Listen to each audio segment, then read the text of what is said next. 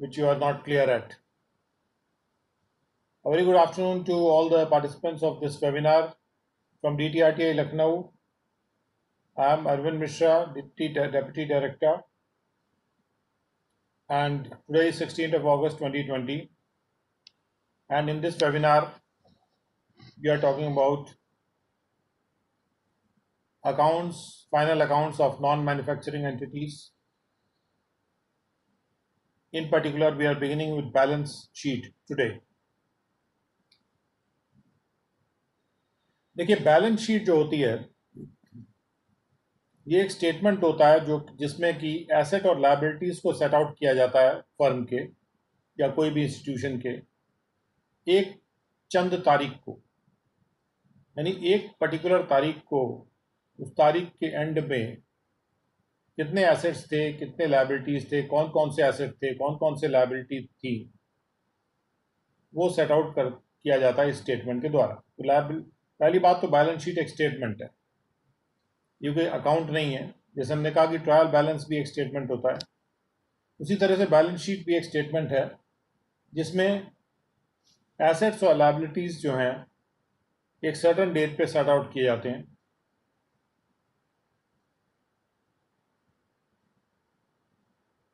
तो चूंकि एक भी अगर ट्रांजैक्शन हो जाएगा उसके बाद, तो उसका असर, उससे फर्क पड़ जाएगा एसेट्स या लायबिलिटीज पे।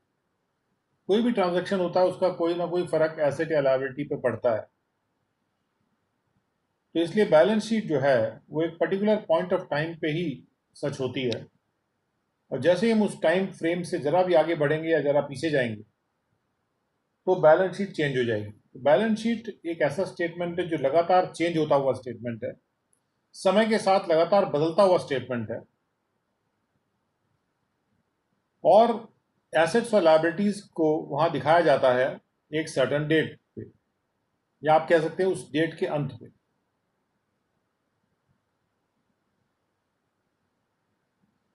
इसलिए जब हम कहते हैं कि बैलेंस शीट एज एट, यानी उस पर्टिकुलर पॉइंट पे, पर्टिकुलर पॉइंट ऑफ टाइम पे बैलेंस शीट ये है। एसेट्स को दाएं तरफ दिखाया जाता है और लायबिलिटीज को बाएं तरफ दिखाया जाता है और कैपिटल को भी बाएं तरफ दिखाया जाता है। अब समझते हैं कि बैलेंस शीट के गुण क्या हैं, what are the characteristics of a balance sheet. सबसे पहले तो ये पर्टिकुलर डेट पे तैयार की जाती है, बल्कि उस दिन के अंत के लिए बनाई जाती है और एक पीरियड के लिए नहीं होती है। ये एक particular point of time in a period होती है। ये सत्य होती है केवल उस डेट पर और उसके बाद नहीं। मान लीजिए जो एग्जाम्पल ऊपर इसके पहले हमने देखा था पिछले लेक्चर में, गुड्स का एक पार्ट 1 जनवरी को बेच दिया गया। इसका मतलब ये हुआ कि जो इन्वेंट्री की वैल्यू है वो कम हो जाएगी क्योंकि गुड्स बेच दिया गए। कैश इन हैंड बढ़ जाएगा क्योंकि बेचने पे कैश आ गया, और कैपिटल अकाउंट घट जाएगा या बढ़ जाएगा। इस पे डिपेंड करेगा कि उस ट्रांजैक्शन से लॉस हुआ या फिर प्रॉफिट हुआ उस सेल पे।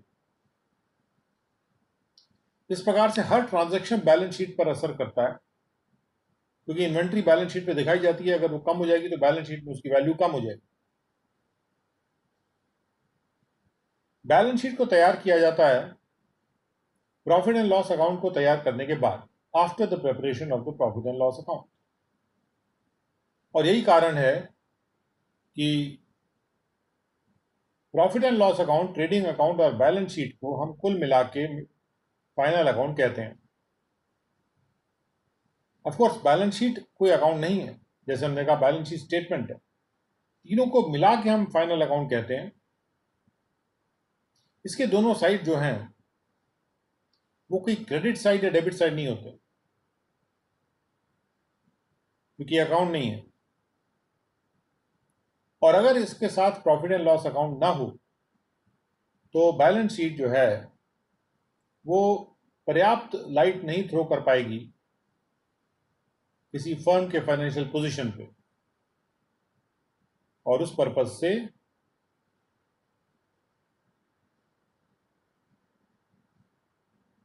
फर्म के प्रॉफिट्स को अप्रिशिएट करना जरूरी होता है। इसलिए उसको प्रॉफिट एंड लॉस अकाउंट को साथ में लेके पढ़ना आवश्यक होता है।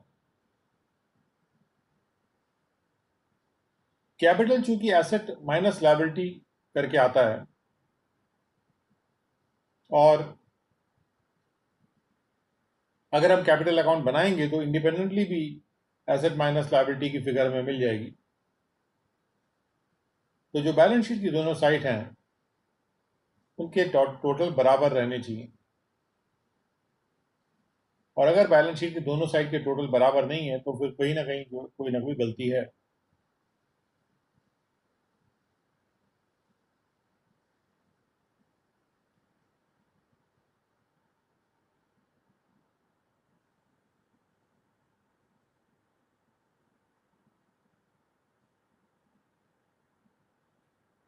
अब इसके पहले हमने एक एग्जाम्पल लिया था, उसमें से हम कुछ आंकड़े ले रहे हैं कि जो हमने एग्जाम्पल इलस्ट्रेशन नंबर 5 जो पढ़ा था,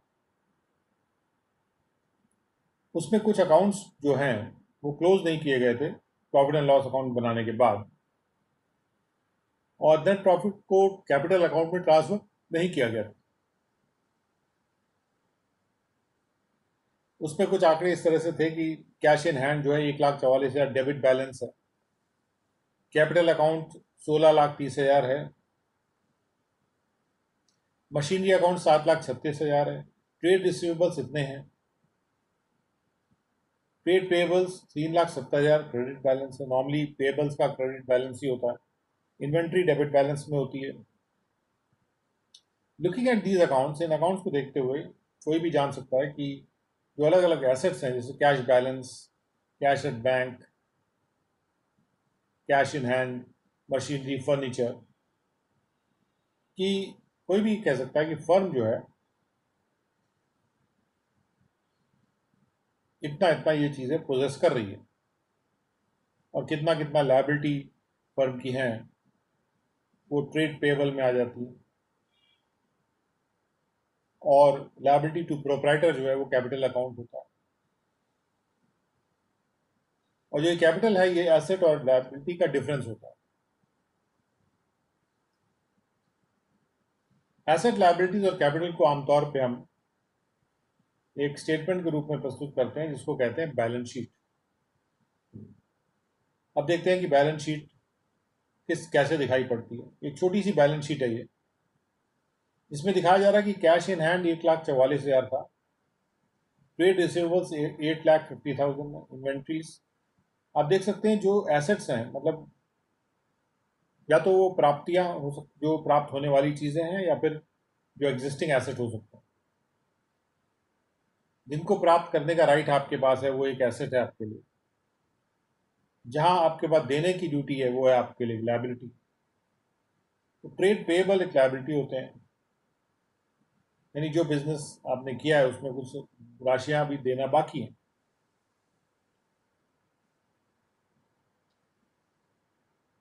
अब एसेट्स और लायबिलिटीज को भी फर्दर वर्गीकृत किया जा सकता है। जैसे एसेट्स हैं उनको कई तरह से वर्गीकृत किया जा सकता है, जैसे लिक्विडिटी। लिक्विडिटी के हिसाब से भी एसेट्स को वर्गीकृत कर सकते हैं। जैसे जो एसेट्स ऐसे हैं जो कि जल्दी से कैश में कन्वर्ट हो जाएं उनको लिक्विड एसेट बोला जाता है, और लिक्विड एसेट्स को पहले प्रस्तुत किया जाता है, ऊपर लिखा जाता है। और जो एसेट्स ऐसे होते हैं जो मुश्किल होते हैं कन्वर्ट करना कैश में, उनको सबसे नीचे प्रस्तुत, उनको नीचे की तरफ प्रस्तुत किया जाता है। तो अगर लिक्विडिटी के हिसाब से हम बैलेंस शीट बनाएंगे तो इस तरह से बनती है। जैसे कैश इन हैंड है वो तो लिक्विड ही है, सबसे ऊपर रखा जाएगा। कैश एट बैंक, उसके बाद फिर गवर्नमेंट सिक्योरिटीज है। जो सबसे मुश्किल है बिल्डिंग, लैंड एंड बिल्डिंग, जिसको कि कैश में कन्वर्ट करना सबसे मुश्किल होता है, वो है लैंड एंड बिल्डिंग, तो इसलिए उसको सबसे नीचे रखा गया। लिक्विडिटी के हिसाब से ये बैलेंस शीट एक आपके समक्ष है। तो आप देख सकते हैं बैलेंस शीट को ध्यान से देख के आप ये कह सकते हैं कि एसेट्स एक तरफ होंगे, लायबिलिटीज और कैपिटल दूसरी तरफ।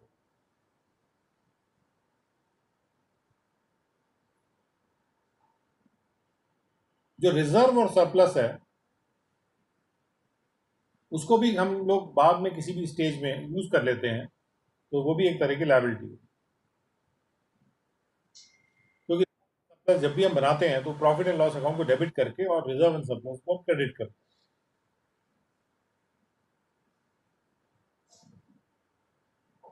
दूसरा जो मापदंड है जिसके आधार पे हम बैलेंस शीट बना सकते हैं वो है परमानेंस, यानी जो एसेट ऐसे हैं जो कि लंबे अवधि तक यूज करने वाले हैं उनको सबसे ऊपर रखेंगे बिजनेस में, जो लंबी अवधि तक यूज होते हैं और जिनको बार बार बेचा खरीदा नहीं जाता, जो और वो एसेट्स जो कि करीब करीब लिक्विड टाइप के होते हैं, यानी कन्वर्ट किए जा सकते हैं कैश में, जैसे कैश इन हैंड, उनको सबसे नीचे प्रस्तुत करते हैं। तो ये जो परमानेंस वाला जो क्राइटेरिया है ये वर्चुअली इसके पहले लिक्विडिटी का जो क्राइटेरिया था उसका विपरीत है।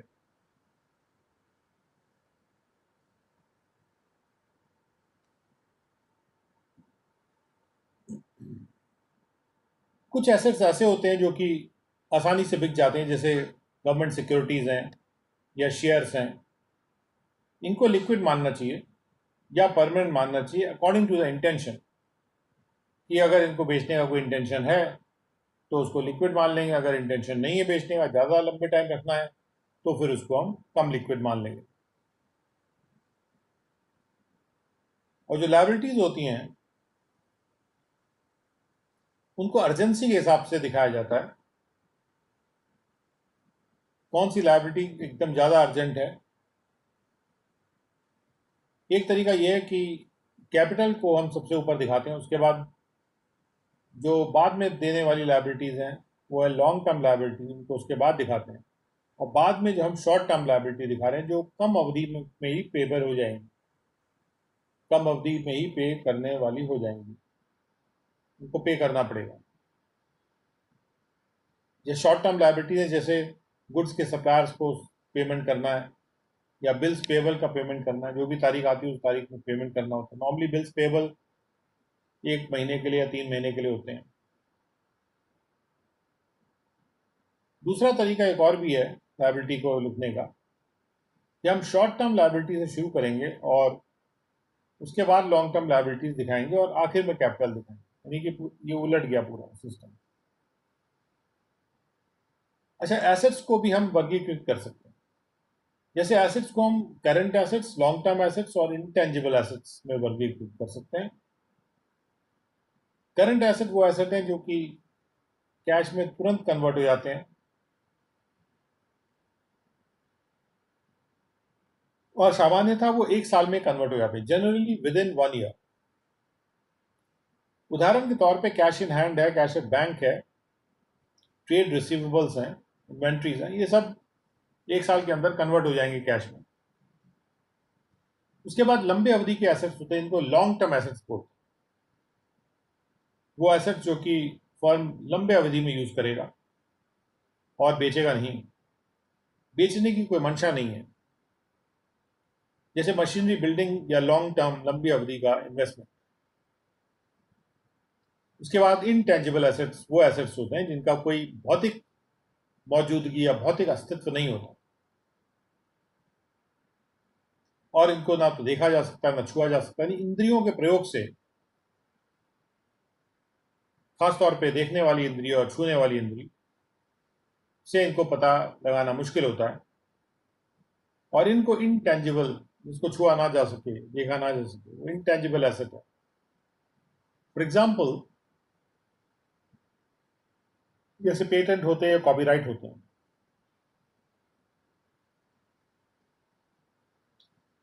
ये डिजायरेबल होता है कि बैलेंस शीट में हम दो टाइप के एसेट्स को दिखाएं अलग अलग ढंग से और काफी सामने दिखाते हुए, प्रोमिनेंटली दिखाएं, और उससे हमको मीनिंगफुल या लॉजिकल इंफॉर्मेशन मिलेगी।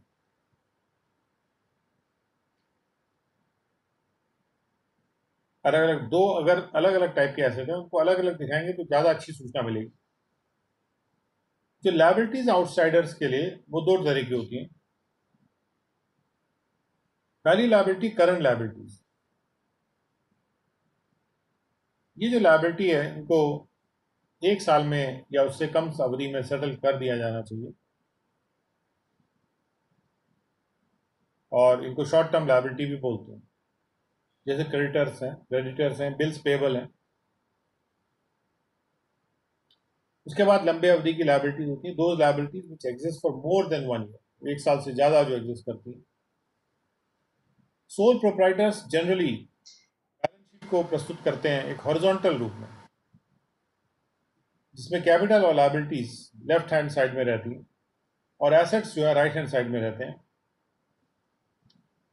तो बैलेंस शीट में विविध आइटम जो लिखे जाते हैं, जो रखे जाते हैं, उनको उपयुक्त ये रहेगा कि इस प्रकार से उनको इंडिकेट करें, ग्रुप करें, जैसे ग्रुपिंग बनी है यहाँ पे।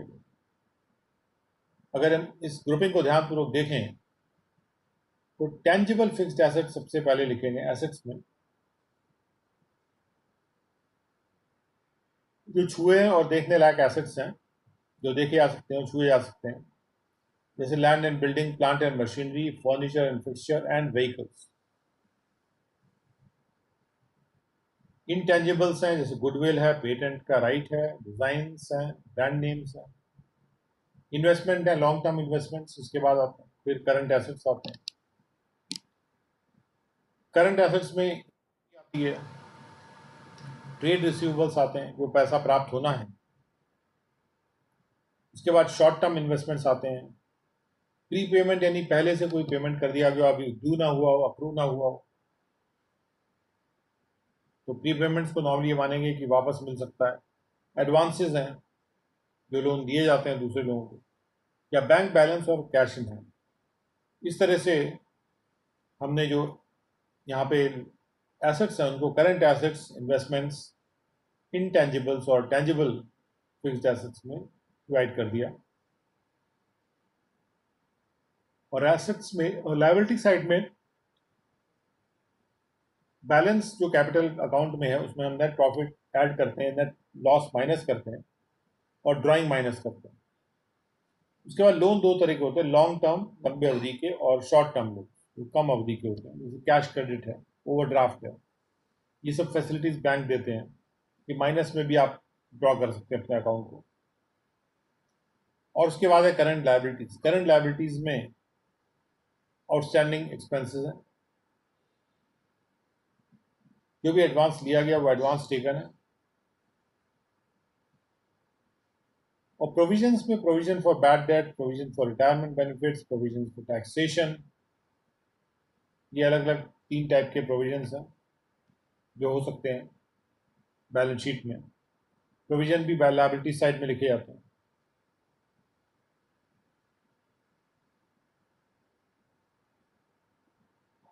ऑफ कोर्स एसेट्स और लायबिलिटीज के प्रेजेंटेशन के लिए कोई बहुत ही स्ट्रिक्ट रूल नहीं है बैलेंस शीट में, लेकिन एक मॉडल प्रेजेंटेशन जो दिखाया जाएगा और जैसा ऊपर दिखाया गया उसको ये कंसिडर करके डिज़ाइन किया गया कि बैलेंस शीट के एलिमेंट्स का नेचर क्या है, उनको अप्रोप्रिएटली उनको कैटेगराइज भी किया गया, वर्गीकृत किया गया।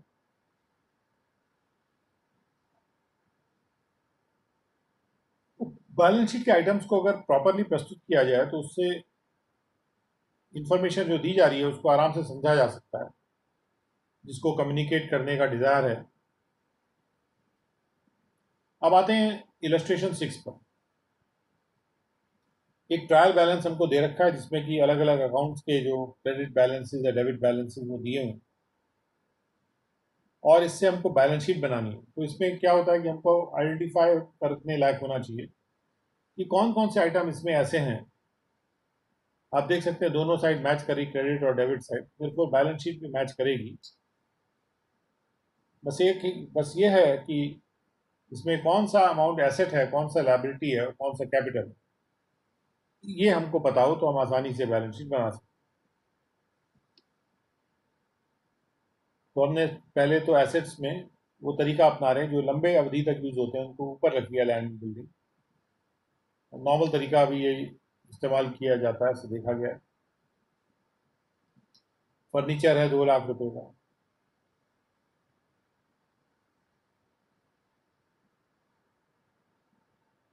कैपिटल बैलेंसेस में 1 लाख जोड़ा गया है, नेट प्रॉफिट।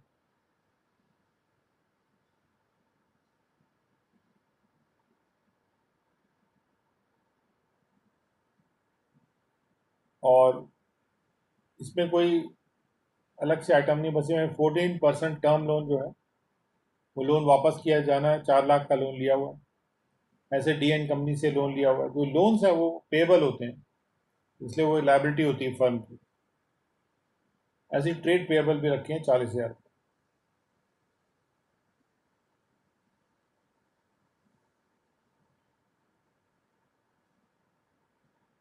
एक इलस्ट्रेशन 7 में एक बैलेंस शीट दी हुई है, जिसमें plant and machinery, furniture, plant and machinery ज़्यादा 30 लाख की है। Cash at bank, inventories. Inventory ध्यान रखिएगा कि इन्वेंट्री जो होती है क्लोजिंग स्टॉक, या उस तारीख में जो इन्वेंट्री है जिस तारीख में बैलेंस शीट बनाई जा रही है, वो एसेट।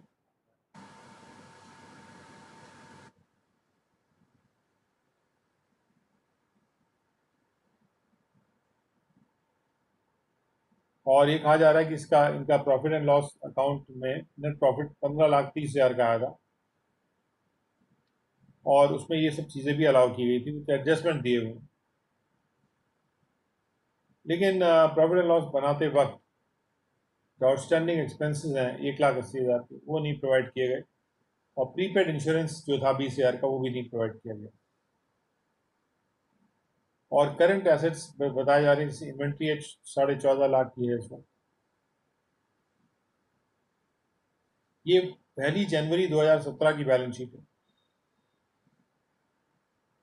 और 31 दिसंबर को इन्वेंट्रीज इतनी थी, ट्रेड रिसीवेबल इतने थे, कैश एट बैंक इतना था, और ट्रेड पेबल इतने थे, और 6 लाख रुपए डोमेस्टिक यूज के लिए निकाला भी गया है। तो साल के अंत में अब हमको बैलेंस शीट बनाने को कहा जा रहा है। तो सीधी सी बात है, साल के अंत में जो बैलेंस शीट होगी उसमें एसेट्स में जो भी घटत बढ़त हुई है वो एडजस्ट करनी पड़ेगी, लाइबिलिटीज में जो भी घटत बढ़त हुई है वो एडजस्ट करनी पड़ेगी।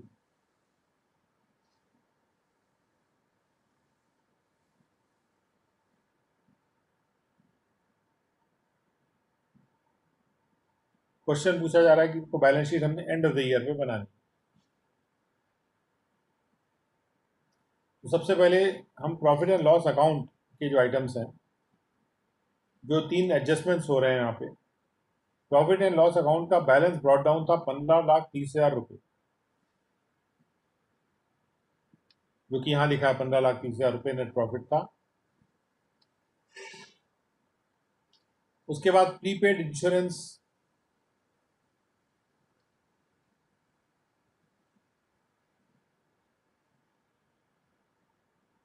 ये प्रीपेड इंश्योरेंस है, मतलब एक ऐसा इंश्योरेंस का पेमेंट किया गया जो पहले से कर दिया गया, अभी अक्रू नहीं हुआ, 20,000 का। तो ये एक एसेट है। तो ये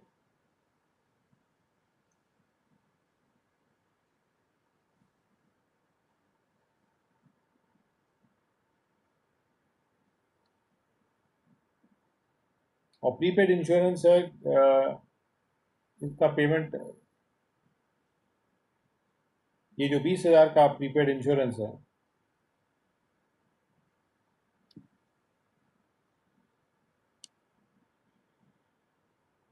और उसके बाद 1,80,000 के आउटस्टैंडिंग एक्सपेंसेस है, टोटलिंग 1,80,000। तो 1,80,000 के जो आउटस्टैंडिंग एक्सपेंसेस थे, उनको आउटस्टैंडिंग एक्सपेंसेस को हमने डाल दिया, कि पहले नहीं डाला गया था। ऐसे ही प्रीपेड इंश्योरेंस को भी नहीं प्रॉफिट एंड लॉस अकाउंट में पहले लिया गया था, अब उसको ले लिया गया है, इसलिए वो क्रेडिट साइड में आ रहा है प्रॉफिट एंड लॉस अकाउंट। और उसके बाद नेट प्रॉफिट है 13,70,000। इस नेट प्रॉफिट को यहाँ देख सकते हैं आप, कैपिटल में ऐड किया गया, टोटल कैपिटल बढ़ के 50 लाख से 63,70,000 हो गया।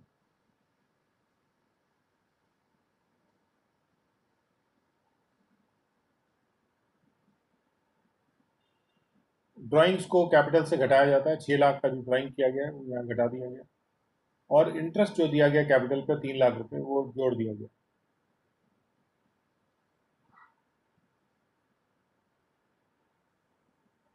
डेप्रिसिएशन लिखा है 10%, वो अलाउ करना पड़ेगा, इंटरेस्ट ऑन कैपिटल ने कर दिया, और फर्नीचर एंड फिक्सचर्स पे भी डेप्रिसिएशन 5% का घटाना होगा।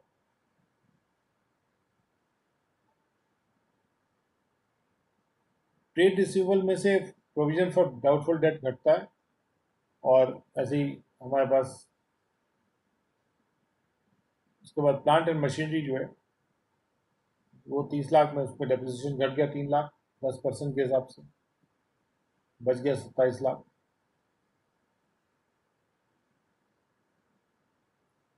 यहाँ देख सकते हैं फर्नीचर फिक्सचर से डेप्रिसिएशन घटाया जा रहा है, प्लांट एंड मशीनरी से घटाया जा रहा है। प्रीपेड इंश्योरेंस का अमाउंट जो है वो बैलेंस शीट में भी अपीयर कर रहा है।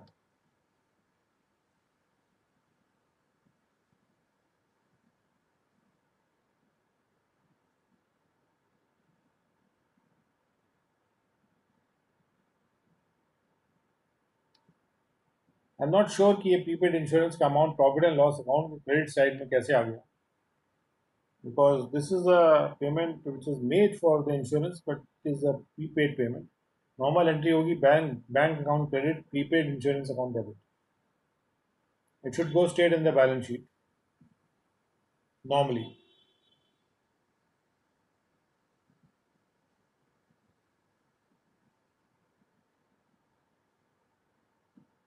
दूसरी ओर आउटस्टैंडिंग एक्सपेंसेस वैसे ही लिख दिए जैसे हैं। वो आउटस्टैंडिंग एक्सपेंसेस ऐसे होते हैं जो अभी जिनका पेमेंट अभी ड्यू है, अभी हुआ नहीं है, और इसलिए वो लायबिलिटी है। ट्रेड पेएबल भी एक लायबिलिटी है, 11,40,000। तो जितने भी एडजस्टमेंट यहाँ दिए हुए हैं वो सारे एडजस्टमेंट कर दिए गए।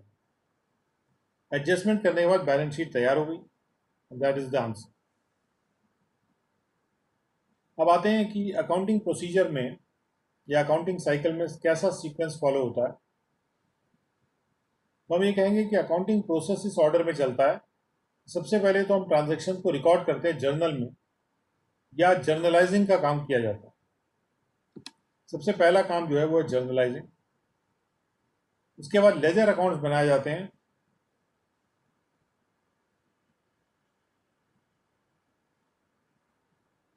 जर्नल एंट्री जो भी की जाती है उसको पोस्ट किया जाता है लेजर में, और उससे लेजर अकाउंट बनते हैं।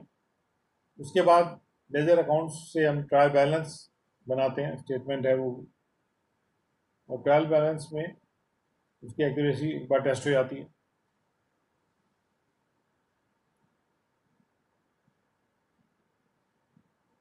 ट्रायल बैलेंस अगर दोनों साइड मैच कर रहा है तो अरिथमेटिकल एक्यूरेसी की थोड़ी बहुत निश्चितता हो जाती है। उसके बाद ट्रेडिंग और प्रॉफिट एंड लॉस अकाउंट बनाया जाता है और इनकम स्टेटमेंट बनाते हैं। उसके बाद फिर बैलेंस शीट बनाई जाती है।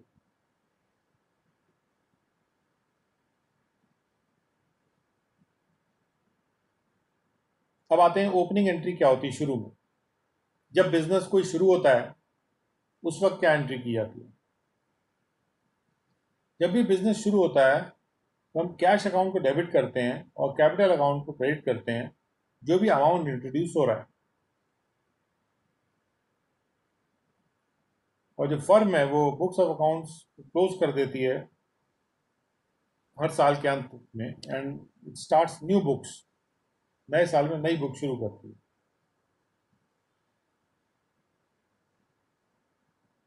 जो पहली एंट्री है जर्नल में वो ये है कि क्लोजिंग बैलेंस रिकॉर्ड किए जाते हैं अलग अलग एसेट्स और लायबिलिटीज के at the end of the previous year, और जो क्लोजिंग बैलेंसेस थे उनको ओपनिंग बैलेंस लिखा जाता है in the beginning of the new year. So balance sheet जो तैयार की जाती है at the end of the year वो उन बैलेंसेस को रिकॉर्ड करती है, और वही आधार होती है इस पहली एंट्री की साल के शुरू में, जब नया साल शुरू होता है, और इसको ओपनिंग एंट्री बोलते हैं। एक बैलेंस शीट दी है हमको,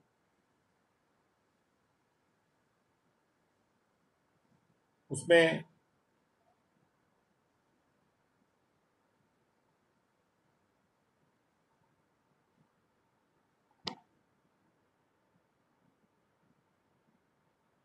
अब ओपनिंग एंट्री कैसे होगा, इससे जो जो हमारी बैलेंस शीट बनी इससे ओपनिंग एंट्री कैसे आएगी। जैसे पहले हमने कैश को डेबिट किया, बैंक को डेबिट किया, ट्रेड रिसीवेबल्स अकाउंट को डेबिट किया, इन्वेंट्री अकाउंट को डेबिट किया, मशीनरी अकाउंट को डेबिट किया, और जो कैपिटल है, कैपिटल को क्रेडिट कर दिया। महिंद्रा एंड सन्स का अकाउंट है, उसको क्रेडिट कर दिया, और कैपिटल अकाउंट को भी क्रेडिट कर दिया। ये बैलेंसेस ब्रॉट फॉरवर्ड है, कैपिटल का या महिंद्रा एंड सन्स वाला।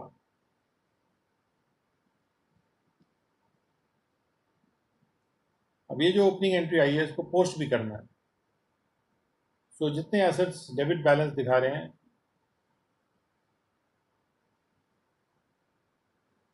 सारे एसेट्स जो हैं वो डेबिट बैलेंस दिखाते हैं। तो सारे ऐसे जो अकाउंट्स हैं उनको खोला जाता है और रेलेवेंट अमाउंट रिटर्न राइट किए जाते हैं, उसमें लिखे जाते हैं डेबिट साइड में as to balance brought down. तो जैसे कैश अकाउंट है तो बैलेंस ब्रॉट डाउन 43,000 रुपये, इतना कैश पिछले साल से ब्रॉट डाउन हो रहा है। और इसी प्रकार से अकाउंट खोला जाना चाहिए for all the other assets, बाकी सब एसेट्स के लिए खोला जाना चाहिए इस प्रकार से कैश के लिए खोला गया है। ऐसी हर लायबिलिटी का एक अकाउंट खुला होना चाहिए।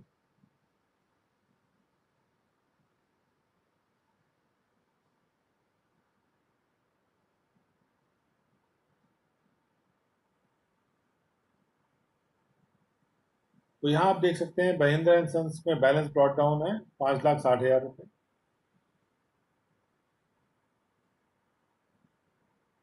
तो ये जो ओपनिंग एंट्री इस तरह से की जा रही है, इन ओपनिंग एंट्रीज को हम पोस्ट करते हैं कंसर्न लेजर अकाउंट्स में, तो उससे फिर एसेट्स एंड लायबिलिटीज बन जाएंगे।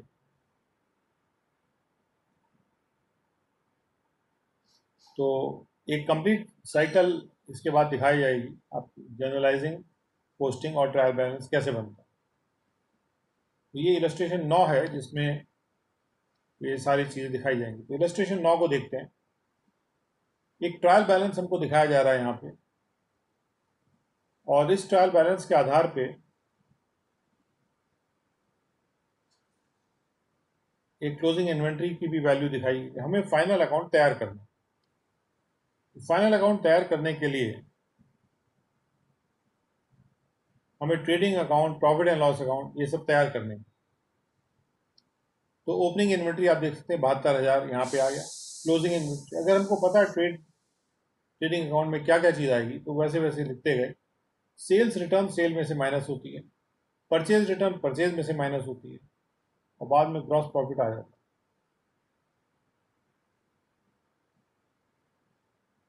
ऐसी क्लोजिंग इन्वेंट्री भी या क्लोजिंग स्टॉक जो भी होता है उसको लिखा जाता है ट्रेडिंग अकाउंट में, क्योंकि ये कॉस्ट ऑफ एसेट को वर्कआउट करने के लिए काम आती है। कॉस्ट ऑफ एसेट सोल्ड को वर्कआउट करने के लिए। ये जो ग्रॉस प्रॉफिट आ गया, ग्रॉस प्रॉफिट को यहाँ बाय ग्रॉस प्रॉफिट करके यहाँ कैरी फॉरवर्ड किया गया प्रॉफिट एंड लॉस अकाउंट में, और उसके अगेंस्ट हमने कुछ खर्चे डेबिट कर दिए, सैलरी, अदर एक्सपेंसेस, और उससे नेट प्रॉफिट आ गया 1,83,000 का।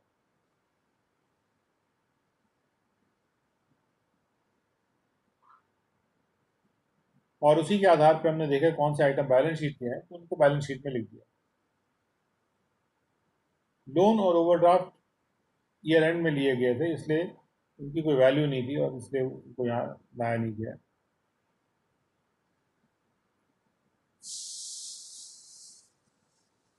उसी तरह से अगर आप ट्रायल बैलेंस देखें 31 मार्च 2017 मिस्टर मोहन का,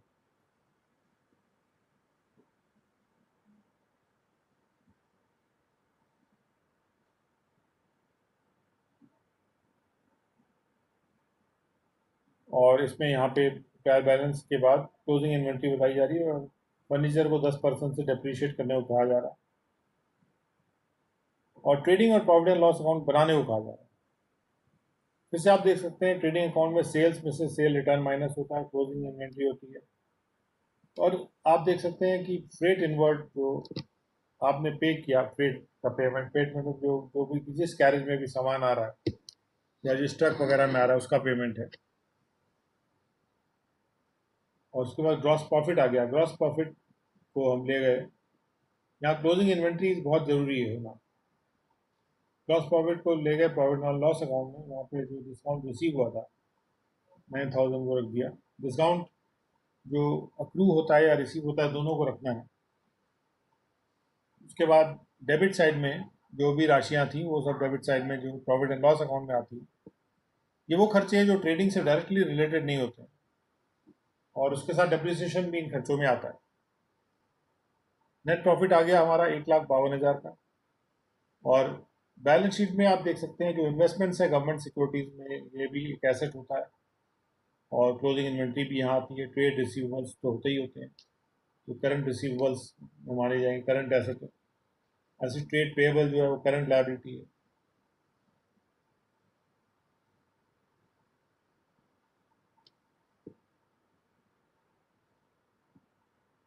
इसी प्रकार से इलस्ट्रेशन 11 है। ध्यानपूर्वक देखिएगा, ट्रेड रिसीवेबल में से प्रोविजंस जो हैं for bad and doubtful debt वो माइनस होता है। आइडिया ये कि ये प्राप्त होना था, लेकिन इसमें से हमने कुछ प्रोविजन में डाल दिया कि शायद प्राप्त ना हो।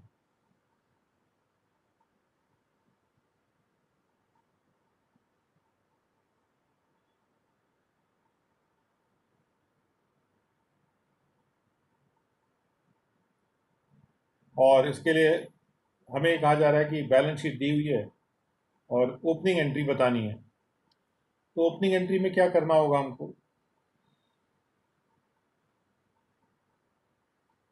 ऑब्वियसली जितने भी हमारे फिक्स एसेट्स अकाउंट हैं उनको डेबिट करते हैं, इन्वेंट्री अकाउंट को डेबिट करते हैं, ट्रेड रिसीवेबल को डेबिट करते हैं, कैश अकाउंट को डेबिट करते हैं। और मतलब जो अकाउंट जो एसेट साइड के अकाउंट हैं उनको डेबिट करते हैं, जो लाइबिलिटीज़ के अकाउंट हैं उनको क्रेडिट करते हैं, और कैपिटल अकाउंट को भी क्रेडिट करते हैं। तो ये जो एंट्री है ओपनिंग एंट्री है बैलेंस शीट की।